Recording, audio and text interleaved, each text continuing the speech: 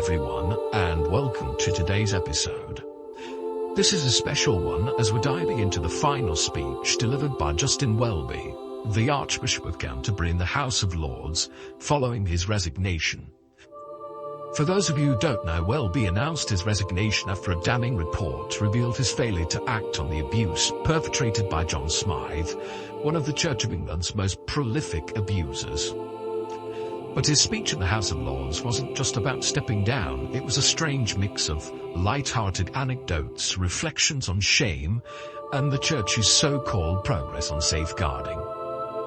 Today, we're going to dissect it all. We'll look at some of the clips from the speech, break them down, and I'll share my perspective as a survivor of abuse within the Church of England. It is often said, and it is a cliche to say it, but hey, I'm the Archbishop still, that if you want to make God laugh, make plans.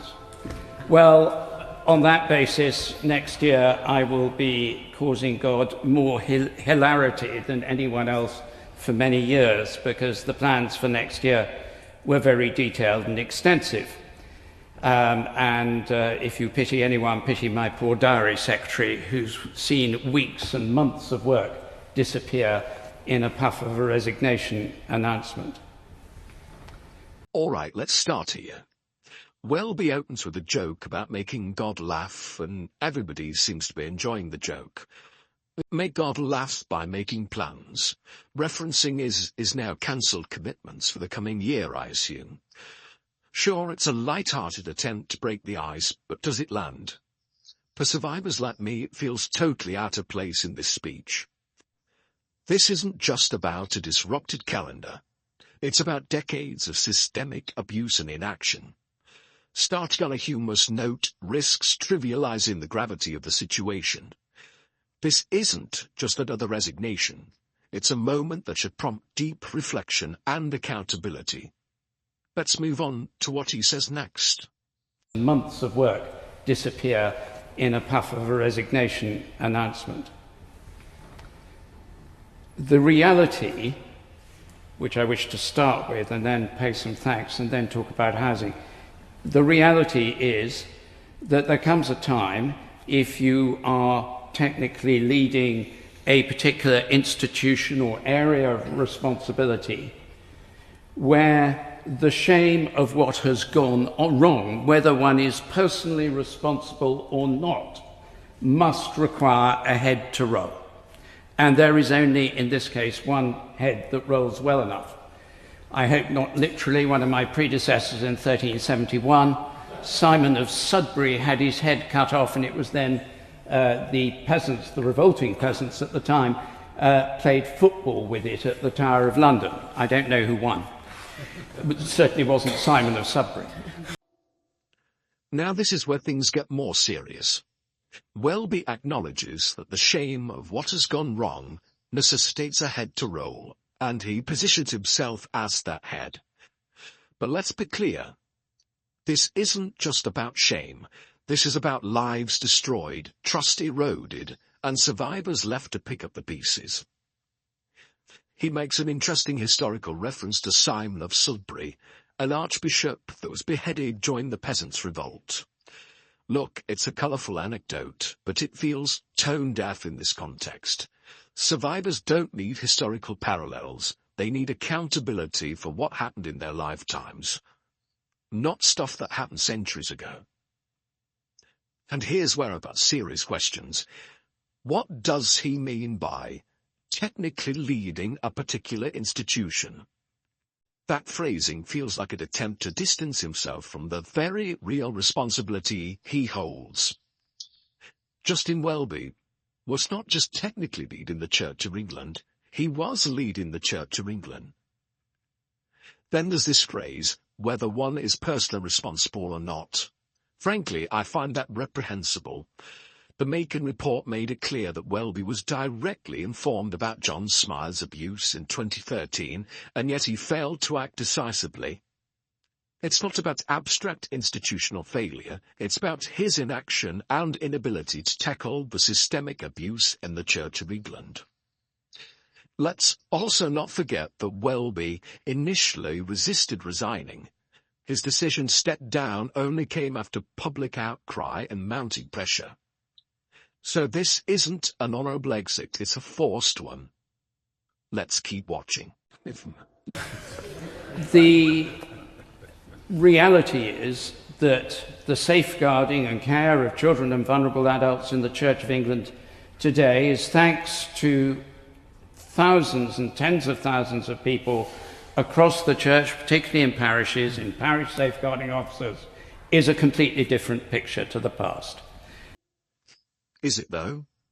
Welby claims that safeguarding of the church today is a completely different picture thanks to parish safeguarding officers. But survivors like myself know the reality. Systemic failures persist. Take Blackburn, for instance.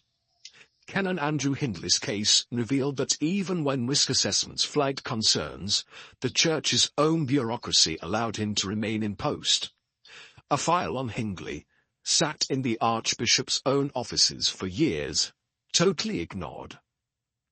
Safeguarding may look better on paper, but the culture of inaction and self-preservation remains deeply entrenched.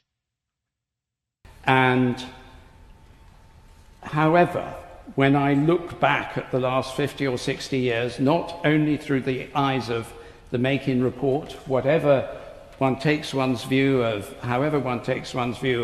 personal responsibility, it is clear that I had to stand down, and it is for that reason that I do so.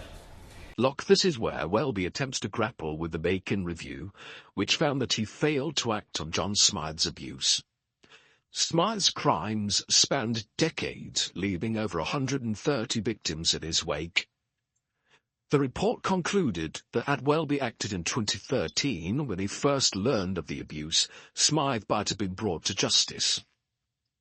What strikes me here is the lack of urgency in his words. Welby speaks about personal responsibility. But where was this sense of responsibility over the past 10 years? Why has it taken a resignation for the Church to even begin addressing these failures? Secondly, I want to say thank you to so many people in the House. This 12 years, I cannot think of a single moment where I've come in here where the hair on the back of my neck has not stood up at the privilege of being allowed to sit on these benches. It has been an extraordinary period, and I've listened to so many debates of great wisdom, so many amendments of bills that have improved them, so much hard work. And I've also found that despite the fact I still can't find my way around this building, that the staff here are endlessly patient as I look panic-struck when I suddenly find I'm standing on a green carpet and not a red one, and have guided me to the right place. I am hugely grateful, and I'm very grateful to noble lords who've been kind enough to send supportive and encouraging notes over the last few weeks. It has been a great privilege and strength to have. This part of the speech feels disconnected from the gravity of his resignation. Welby expresses gratitude to the Lords for their wisdom and hard work. Look, while that's fine in itself, it seems like a missed opportunity to directly address the survivors and victims whose lives were shattered by the Church's failures. Why not use this platform to issue a heartfelt apology, or outline concrete steps for reform, or the way forward for the Church of England? Instead, it feels like a polite farewell tour, glossing over the real issues. Now let's zoom out.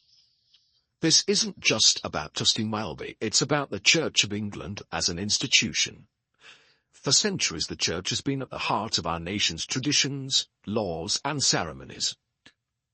But how can we justify its privileged position when this has failed so spectacularly to protect the vulnerable? Imagine if any other institution, be it the NHS, the police or schools, had this level of failure. Would we tolerate it? Would we allow the leaders to quietly resign and move on? The answer is no.